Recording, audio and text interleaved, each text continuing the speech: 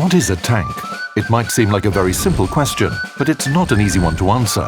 To realize how big the problem is, take a look at an encyclopedia. It will say something like, a tank is an armored fighting vehicle, typically tracked and carrying a cannon as main armament.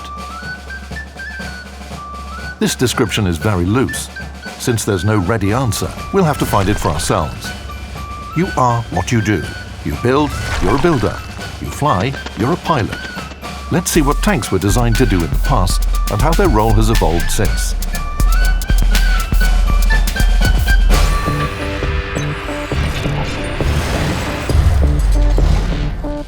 It's not exactly known when the first armored fighting vehicle appeared. Some historians point to the armored siege engines of the ancient Greek era, medieval horse armor, and the fantastic blueprints drawn by Leonardo da Vinci.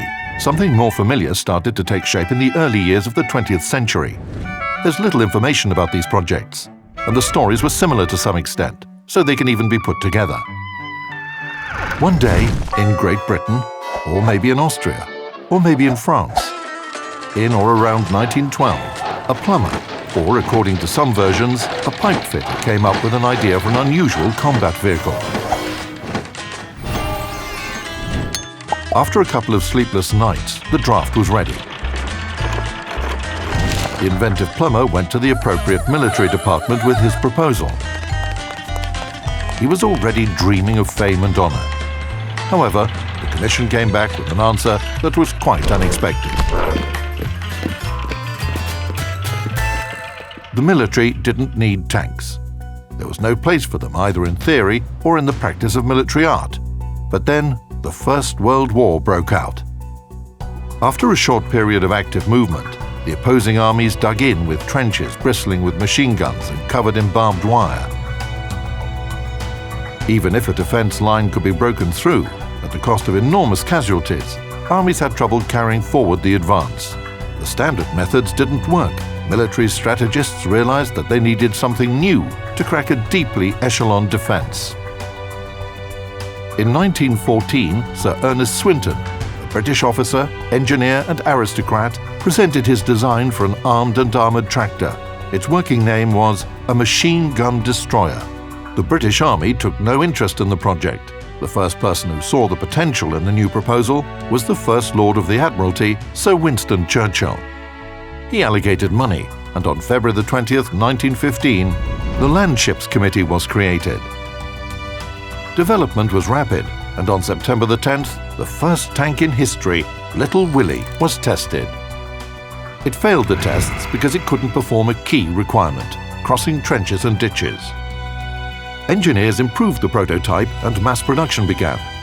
The vehicle was given an unpretentious name, the Mark I. Its shape seems bizarre to us today, but having the tracks go all the way around the hull solved the problem of ditch and trench crossing. This was a land ship in more than just name. Many design details were borrowed from the Navy. The tank was armed with naval guns, which were mounted in sponsons, just like the guns on cruisers of that period. Even its engine was initially designed for a towing car used by the Navy.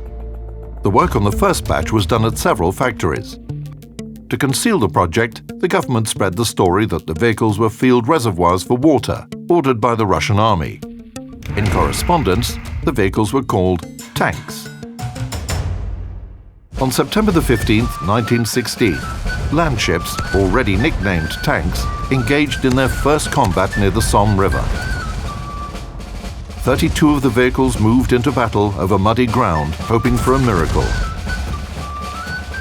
5 tanks became stuck and 9 broke down, but the 18 remaining vehicles managed to break through that pierced 5 kilometers into enemy territory. British casualties were far lighter than usual. The miracle had happened. The huge steel monsters with machine guns terrified the German soldiers and gave the British hope that this new weapon might win the war. A year later, the Germans, in response to the British land ship, rolled out their mobile fort, the A7V. This tank had the largest number of crewmen in history. It was designed for the same role as the Mark I, to help the infantry break through the enemy defense lines. In the very first period of tank building, there was a single answer to the question, what is a tank? For the Germans and British, it was a sort of ram to help the infantry batter through enemy defences. However, the French brought a different approach.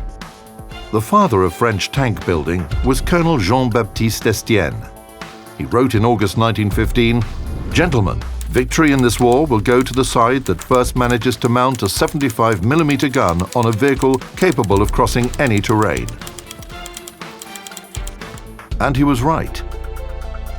When the first tanks appeared, Colonel Estienne looked at them and decided that the army needed something different to support the infantry. It should be light, small, maneuverable, and cheap.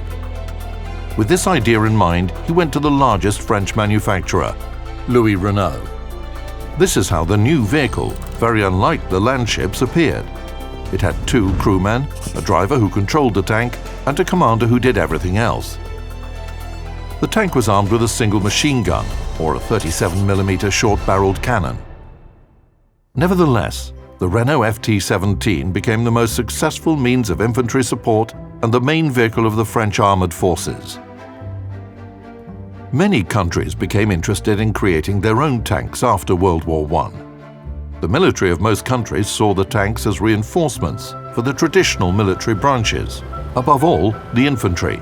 The French and British separated their tanks into infantry tanks and cavalry or cruiser tanks.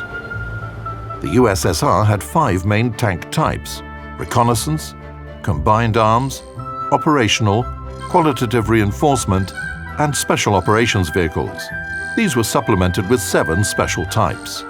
So both theoretical and practical work on the definition of tank was humming along. In the late 1930s, tanks started getting heavier. The age of thinly armoured tanks had come to an end. The turning point was the Spanish Civil War.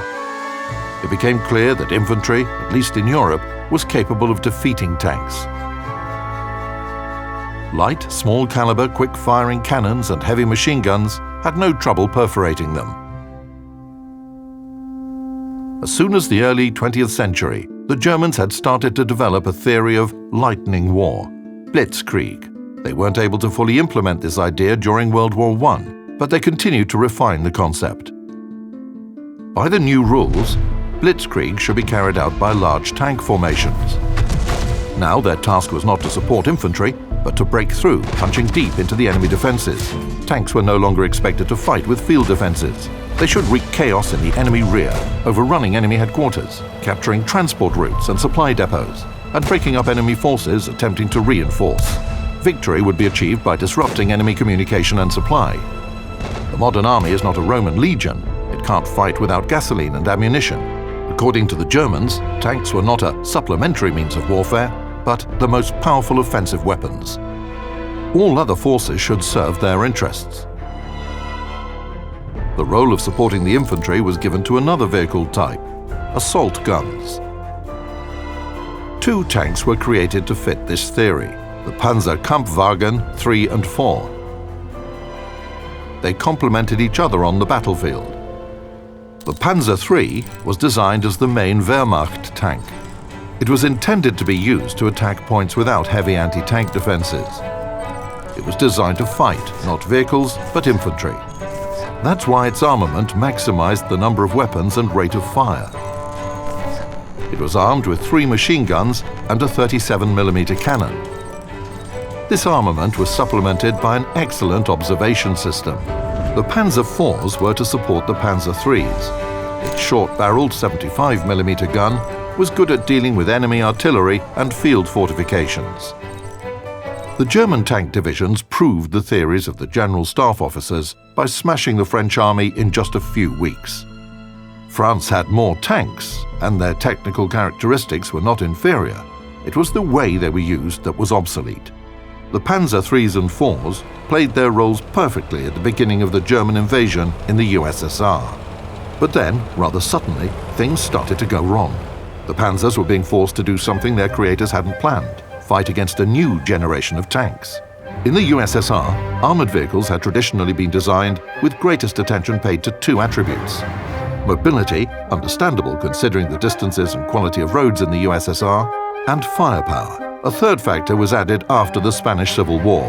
The tanks of the new generation, the The T-50, T-34 and KV-1 received armor designed to defeat enemy shells. These tanks emerged as excellent vehicles with balanced characteristics.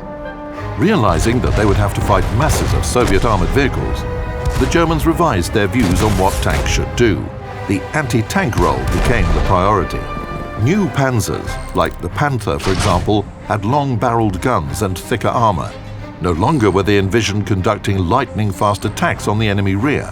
Now they were built to fight enemy tanks. The ambition of the German military and designers to achieve qualitative superiority in armor and armament by any means became a sort of mania. The Tiger appeared in 1942. Voila.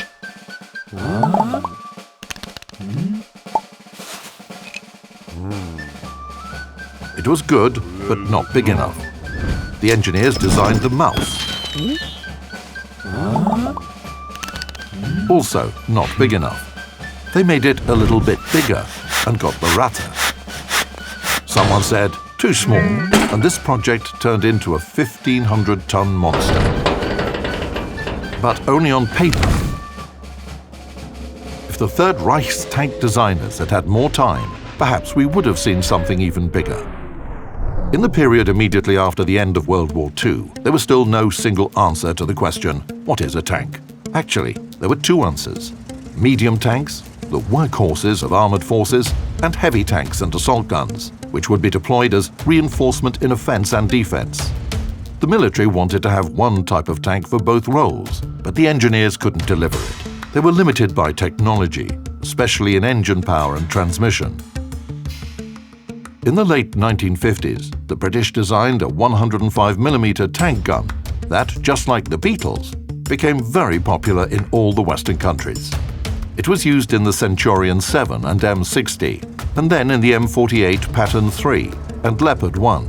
The reason for its success was simple. A medium tank equipped with this gun could penetrate the Soviet heavy tanks head-on. Besides an excellent armor-piercing shell, the gun could fire powerful, high-explosive shells. In response, the Soviet 115mm smooth-bore gun appeared. It did the same thing against the NATO heavy tanks. It could penetrate their front armor with certainty. After the British L7 rifled gun and Soviet smooth-bore gun entered mass production, heavy tank development shut down in all countries. Heavy tanks were still used, but MBTs, main battle tanks, gradually replaced them. The designers had managed to create vehicles that were fast, well-armored and heavily armed, all at the same time. The curse had been lifted. Vehicles of the new type finally made it very simple to answer the question, what is a tank? It's a versatile combat vehicle with good firepower, strong armor, and high maneuverability, capable of breaking through a defense or defending a certain area. When tanks first appeared, they were exotic machines, designed to overcome the deadlock of trench warfare. Now they are a mainstay of modern ground forces. It is sometimes said that tanks are out of fashion, but they seem unlikely to give their place to something else in the near future.